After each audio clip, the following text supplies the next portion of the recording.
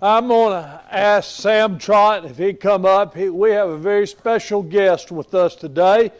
And Sam, would you come and introduce our guest? Well, about 3 years ago, Jennifer and I got ready to go buy a vehicle. So we pretty well knew what we wanted. We went to Toyota of Murfreesboro.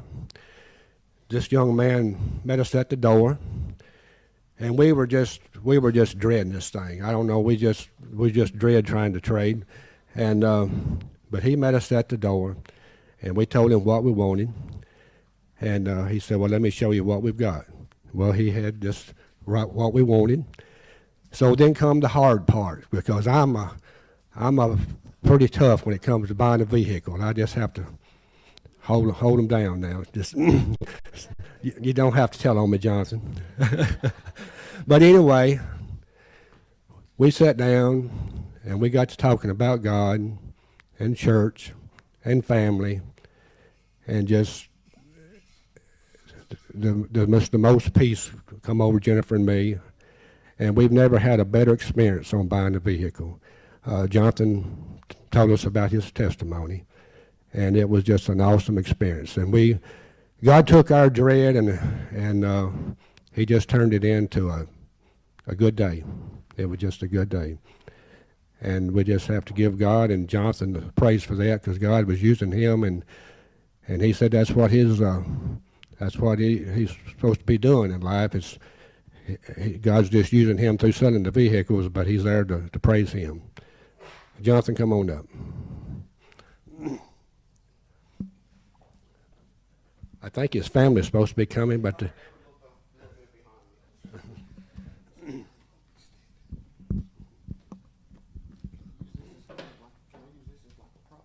Yeah, you can. Let me give you this and buckle it on you, and then you don't. Then I don't have to hold it. Then you don't have to hold the mic. It works, man. Uh-huh. Let me take these. Thank you, sir. There you go. Hey, you must be Brother Joe. John. Brother John. Good to meet you. Thanks for having me. I appreciate I it. talked to you on the phone about the car, I remember. but I couldn't afford it.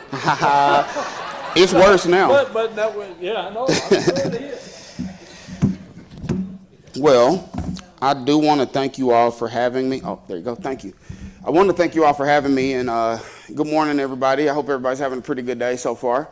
Good start to the new week that's ahead of us. So I want to thank God for just giving me this opportunity and for being here. And it's a miracle. And right before I got up, y'all had your prayer requests and everything. So God is still in the business of performing miracles, because you're looking at one right now. So I'm going to try to choke through this, and you all be patient with me. But I want to thank God for the opportunity to speak to you all.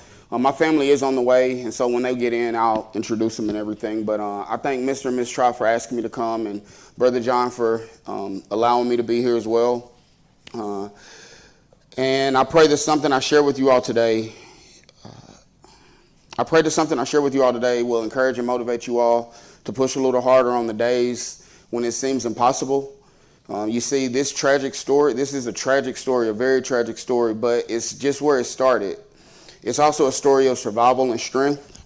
It's a little glimpse into one of God's modern day miracles.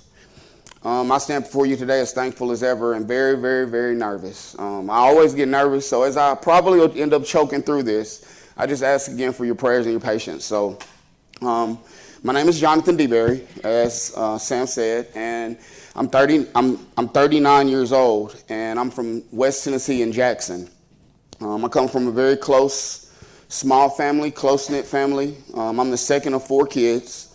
Growing up, I'm not sure, there were many times that the church doors weren't open, that we weren't there. My dad preached for 44 years, and my mom was right there by his side for 38 of those years before he passed away. My parents did everything to secure our future, whether it was talks over the dinner table, man, already? Or strict discipline. My parents made sure that we knew what our expectations were as kids. We still try to live up to those now as grown-ups. I have a 41-year-old brother. I have a 36-year-old sister as well as a 25-year-old sister. And we are very, very close. And again, they gave us all the tools that we needed to be successful. Therefore, we were required to at least try to be a little successful. Little did I know that many of the tools that they were giving me would prove to be mandatory part of my survival later in life. And I'm glad I listened and kept my toolbox full. The tools that my dad gave me, faith and discipline growing up, they helped get me through a very, very tough time later in life. As a kid, I loved sports. I fell in love with football in the 8th grade, and I really never looked back. I took every opportunity to grow. Football was the very first time I really had to face adversity. Although it was hot and equipment was heavy, I chose to play, so therefore I did my best. It was my first time that tools such as goal setting, perseverance, and adapting to change actually took a part in my life. Not knowing what was coming later, I slid those into my toolbox as well. As time went on and life unfolded, lessons learned in football proved to be another necessary part of my survival. After high school, I had a few opportunities to play college football, but instead I chose to come to Murfreesboro in 2001 to go to MTSU. My plan was to walk on and play football, but I never ended up doing that. I felt like in college, football was more of a job. College sports is more of like a job than just fun. So I just decided I didn't want to do that. And I didn't want that commitment, so I gave it up. I still loved it. The lessons have stuck with me throughout my life. And they've been very, very important to my growth as well. Football was too hard to just play. I chose to play football. There were only about 50 to 60 of us out of 3,000 kids in my high school that got to actually play football. There were kids that wanted to play, but for some reason they didn't. Maybe they didn't have what it took because it was such a tough sport. Okay, y'all, I have to stop for just a second because my family's walking in. So I'm going to introduce them really quick if that's okay. So this is my wife, Jamara, and Jalen is the tall kid behind us. He's only 15. And then I have Jordan, my little daughter, she's 2. And then I have Jameson, my best friend under 5, that's 4 years old. So this is my family, and I thank y'all for coming on out with me. Hey, man. So thank y'all for that pause. But there were about 3,000 kids that were at our school, so it was actually a blessing to be part of the 50 or 60 that were able to actually be a part of the football team. Again, maybe they played another sport in the season of football and they couldn't play, or maybe they just didn't have what it took. But whatever reason there were only a select few of us that got to be a part of that. Even with the football team, though, there were some people that just wanted to be part of something and some people wanted to be the something. On a strong team, we needed both. Just like a church, just like a school. You need your strong soldiers and you need the people that's going to just tag along and be a part of something. But you also have to have people that want to be the something to be successful. We needed the stars and the role players. Whatever your place on the team was, we needed everybody to show up and be ready to work every day. That was our only shot at success. I remember rolling out of the bed on two-a-days, especially when I wasn't a starter. I knew I was basically going to go get my butt kicked by the upperclassmen the whole day. I still had to show up, though. I thought that was hard. Almost 25 years later, the significance of the fight back then became very relevant in my life. I'm glad I learned how to fight. Literally,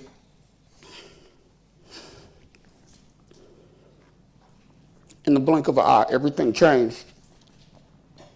And I found myself in the fight of my life with myself. I had only been married about 1.5 years. My little family was moving right along, and we were very, very happy. I had been salesman with Toyota for 3 years at that time. My wife, Jamara, was a 4th grade teacher. Do you have a Kleenex or something? I'm sorry. Thank you.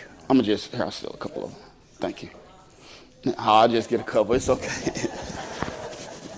I had only been a salesman about 3 years. My wife, Jamar, was a 4th grade teacher at Bradley Elementary in Murfreesboro. At that time, we had a 7-year-old, Jalen. We spent our time like a lot of families, working, eating, sleeping, spending time together. In between, we found time for things like church, laughing, and spending time with other friends and family. We were busy, but we really loved life. I prayed for my little family, so I was thrilled. My story was unfolding almost exactly like I dreamed. I didn't take one thing into account, though. I don't write the story. Life was about to reveal to me what adversity really looked like. It was a normal day after vacation. I planned on resting. Little did I know that my plans really didn't matter. My wife, Jay, and I had spent the last week cruising in the Bahamas with our friends. It was our first cruise together. We got married that year, and we didn't take a honeymoon. But our careers didn't give us very much time off work. She was a teacher for Murfreesboro City Schools, and I was a salesman. We had a great time, but we had to get back to work after our vacation. So we thought. When the cruise was over, we loaded up and headed home. We docked in Florida, drove back to Alabama, dropped off a few friends on the way, and safely made it back to West Blockton, Alabama. Pretty late. The next morning, Miss Hill, my mother-in-law, made breakfast. That was pretty usual. During breakfast, our cousin Frankie came over, and it's more like my wife's little brother. And we decided to take some ATVs out and ride for a little bit. We loaded up. I didn't feel like driving, so I jumped on the ATV with Frankie. Jay was driving a four-wheeler. I was on the passenger side of a Polaris XP 1000. We rode for a little bit and got to a point where we had to turn around. Until then, everything was fine. We turned around in an old baseball field down the street from my wife's house, but because the street was too narrow. As we turned around, the razor got stuck in the mud and the roll cage landed under my armpit. I was immediately covered in blood. So was everybody around me. I looked down at my arm and it was squirming like a worm on a hook in the dirt under a 1,400-pound ATV. Disgusting. I remember it like it was yesterday. I never passed out. My bone was completely exposed. At this point, I didn't know I had lost 25 centimeters of my bone. Blood was everywhere. At this point, I didn't know I would lose all but 2% of my blood. I didn't know I would survive. At that moment, I didn't know I would lose my, at that moment, I didn't know I would survive, but at that moment, I did know I would lose my arm. We were literally in the middle of the country, and we couldn't wait for an ambulance. After Mr. and Miss Hill and Miss Deborah wrapped me in a rug to keep me from spilling blood everywhere, Jay, Frankie, and I jumped in Frankie's car and headed to the hospital. I could still move my fingers for about 15 minutes, but then they stopped. 45 minutes later, thank God we made it. The closest hospital that had a chance to save my life was UAB West in Birmingham. We made it there. Most people with major injury to an artery like this bleed out in 7 minutes or less. Again, it took us 45 minutes to get to the hospital. With bone, tissue, and muscle exposed, my chances were less by the second. People have certainly died from much less. Somehow I walked into the hospital on my own 2 feet. I wasn't sure what was happening with my body at the moment, but I know I was completely conscious and I felt everything that was going on. As close as I was to death, somehow I never felt that it was nearby. They got me stabilized but couldn't perform my operation, so they sent me by ambulance to UAB. Shortly after my arrival, they induced me into a coma and did what they had to do to save my life. At the next point, I woke up and asked Jay what time it was. She told me that it was 3 days later. When the lights went out, I didn't know if they would ever come back on. Whew, man.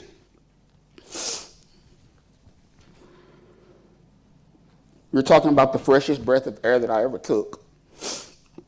It wasn't even mine, it was oxygen. It was an oxygen tank, but it was still pretty fresh. But I'm thankful for my wife driving me and not giving up. I know she was scared. We were all scared. I'm not sure I could have done that. Although blood was everywhere, we didn't panic. Once I woke up, my arm was gone. If I survived, then I knew life was going to change instantly and permanently.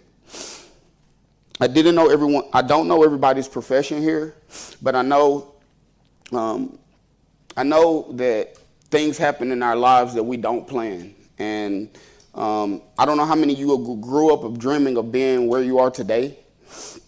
How many people ever dreamed it would look like this, what you see every single day?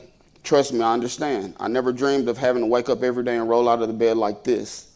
After my accident, I only dreamed that I would be where I am today and feel how I feel now. fearless, strong, and confident. As long as the sun kept shining, I kept getting up. I didn't have a choice because I have a family. Over time, and after a lot of patience, after staring at myself for hours at a time in the mirror, everything started to feel normal. You know, the feeling when you lose your first 10 pounds or run a little faster or finish an important task, that sense of accomplishment. I found that happy place in my recovery. I realized that I can do most anything, if I can't, there was always somebody around me to help me. The change was a tough pill to swallow and tiresome at times, but it was doable. I was able to do it. The way I look at it, everybody has struggles. Everybody sitting here has some kind of struggle. Mine just happens to be physical, that you can see it. I had to give my best because I was part of a team, which was my family. My life at home didn't stop, and the bills certainly didn't. At that time, Jalen was 7 and just starting to play football, so I had to keep on moving. I figured since I was blessed to be alive, I might as well put my best foot forward. I was living out what I dreamed of my whole life, but it wasn't how I wrote it out. I mean, which one of us would unlock our tragedies boxes if we knew we could see them in advance? I don't think anybody would pick that. Since I couldn't change, I've adapted to it and embraced it. You can do the same. Although you can't always change what's going on around you, you can adapt and embrace, and sometimes you can change it. On those mornings when you don't feel like rolling out of bed, think about your purpose. Did you dream of being where you are now, or are you not happy with where you are? It's never too late. I realized that you don't wake up one day and become successful. Neither do you wake up and just fail one day. Both are gradual processes that you have to work towards. It's like losing or gaining weight. The way we eat and move allow us to do one or the other. I'm glad I was already working towards success, or this could have ruined me. My mom sent me this quote one day. She said, "The goal isn't to get rid of all your negative thoughts and feelings. That's impossible. The goal is to change your response to them." My thoughts and feelings were mostly positive because I was just happy that I survived. I'm a 2% survivor. I quickly realized that no matter how I felt, I had to face it head on. I didn't have a choice. I found that on my weakest days, those were the days that the most people approached me. People didn't give me a chance to decide if I wanted to discuss it or not. They just asked, "What happened to you?" At that point, I usually tell my part of the story. Most times I walk away feeling a little sad. This was literally happening multiple times a day, and it still does. It was like a scab that other people picked off that I had to go home and put a Band-Aid on. And I kept asking God why. I noticed that no matter how sad I was after telling my story or how weak I felt, that the people that left the conversation, they felt that they could fight through anything too. I realized how much weight I was carrying by appearing strong. Slowly, God revealed to me that my accident had less to do with me and my feelings and more to do with people seeing a sign of what survival and strength looked like. Somehow I realized that I was a sign of hope for people that were hopeless. People weren't staring at me because I looked weird, but because I was strong. And maybe I looked a little weird. My 7-day vacation turned into being off work for 14 months, and it changed my life forever. When you are that close to death, I don't think you have a choice. So just as I finish, I just wanted to tell you all that life's always been good, but life is really good right now. My purpose is continuing to reveal itself daily. I've now been with Toyota for 11 years as one of the top salesmen, and my database keeps growing, hopefully even more today, a little bit more. My wife is the assistant principal at a school in Murfreesboro, elementary school in Murfreesboro. I have 3 wonderful kids.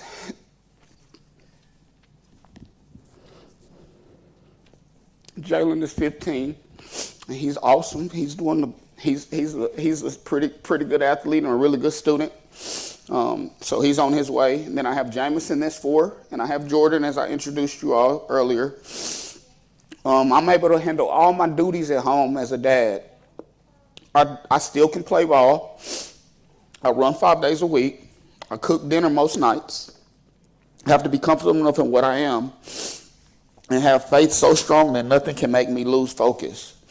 I take a little bit longer to do stuff, but I make less mistakes because I don't want to go back and do it twice. The principles that I've learned from my family and football brought me to this day. My tools such as faith, discipline, goal setting, perseverance, and adapting to change were always close in my toolbox. They helped me come to these conclusions as I close. Always be humble and help people. Always look to help somebody and be willing to help somebody. and don't be afraid to ask for it. This took me to the core of my confidence. But as I realized I was still helping people, it put me in the middle. I was like, hey, I'm really helping people, but I also had to plug into people that helped me get through it. So if you're the plug, if somebody's plugging into you, then make sure you have somebody that you can plug into as well to re-energize yourself, so you don't drain all your energy feeding it to somebody else. It's okay to give all your energy to somebody else, but you have to refill yourself, because at some point when you feel empty, you gotta be able to turn somewhere. So that's the first lesson. Sometimes tragedies like this, I heard this on a movie, I don't know where it was, but sometimes tragedies like this can split open the cracks in a family. And we all have cracks. This tragedy somehow, it became our glue. It became the foundation of strength for my family and me and my wife's relationship. Life moved in slow motion for a while, but I was trying to rush through every single day. Once I slowed down and embraced every single day, my accident didn't seem as bad. I sat in the valley as long as I could until I was strong enough to face myself. So I'm saying that to say that sometimes there are always peaks and valleys. Lay in the valley, it's okay. Sometimes God lays us flat on our back, so he's the only one that can lift us up. He's the only one that can grab our hand and pull us up. Sometimes he lays us there. Don't try to rush out of the valley. The valley is where you're going to learn your biggest lesson. It's going to hurt. It's going to be bad sometimes, but lay there and wait and be patient and listen to God's voice. I feel like the only way you can clearly hear God is if you have a real relationship with him. So find that relationship and listen for his voice and know the difference between what you want and what he's asking you to do. And if it's okay, just lay there. And if you can't, then get up and go back. Whatever you got to do, figure out what you need to learn while God lays you flat on your back. No matter how old or young you are, it's never too late to add tools to your toolbox. Your tools can consist of people, lessons, ideas, anything. Anything you want to add to your toolbox, you never know when you're going to need it. Deep down inside, I don't know where I connect to each one of you. At the simplest connection, I know we're both here at this moment, and we were all able to wake up this morning, and there are a lot of people that didn't. My dad used to say, you're either part of the problem or you can be part of the solution. Let's be diligent in being part of the solution to the problem. And last but not least, try not to say unbelievable. All the stuff you all talked about earlier on the prayer list, the prayer request, some of that stuff seems like it would be unbelievable if it happened. But I'm unbelievable. It's believable because I'm standing in front of you today. So don't ever use the term unbelievable when you're watching it, because God will reveal some stuff to you that you never thought existed and never thought could happen. You just got to believe and have a little faith. So remember, some people just want to be some part of something, and some people want to be the something. Which one are you? So, and that's all, Pastor John. So, and thank you.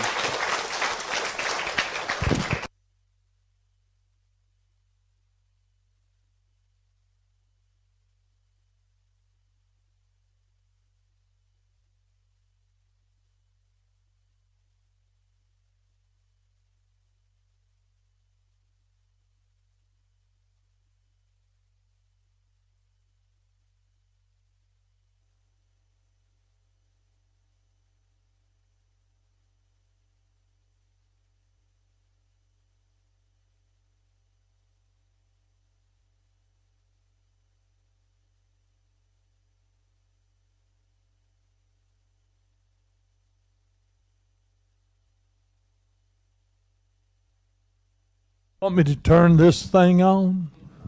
I got it in my hands. Is that not enough? Wow. I don't know about you, but I needed to hear that. And I need to hear what people have to say about Jesus and Jesus in their life. I want to read just one passage of Scripture to you this morning. For the Word of God is alive and active, sharper than any double-edged sword. It penetrates even to dividing soul and spirit, joints and marrow. It judges the thoughts and the attitudes of the heart. Nothing in all creation is hidden from God's sight. Wow. Isn't that powerful? That really is. Here's what I want to encourage you with this morning. What's your story? What is your story? It does not have to be dramatic. Some of the most powerful testimonies I've ever heard are about people. One is a man by the name of Tommy Tyson. Methodist evangelist, got cancer, went in the hospital. People from all over the world came to pray for the man and everything. And about 4 weeks later, he walked out of the hospital healed. And a few years later, he came down with another kind of cancer and went in the hospital. And people from all over the world came to pray for Tommy and everything else. And this time, Tommy wasn't healed. And when he left the hospital, the head nurse on the floor came to him and told him, says, Tommy, we all were excited when you walked out of here healed. But seeing your faith at work when you were not healed has been the greatest part of you being in our hospital. Wow. Because his faith. His faith. You have faith. I know you have faith. That's why you come here. That's why we bring a stool down here and all of you come and gather around and pray. Why? Because we believe God will heal this person. And that's part of our stories. Now, let me ask you this. Do you know your own story? I was born and raised in church. Really was. I thought I was ready for the world when I went in the Air Force, and boy, was that a mistake. I was nowhere near ready for the world.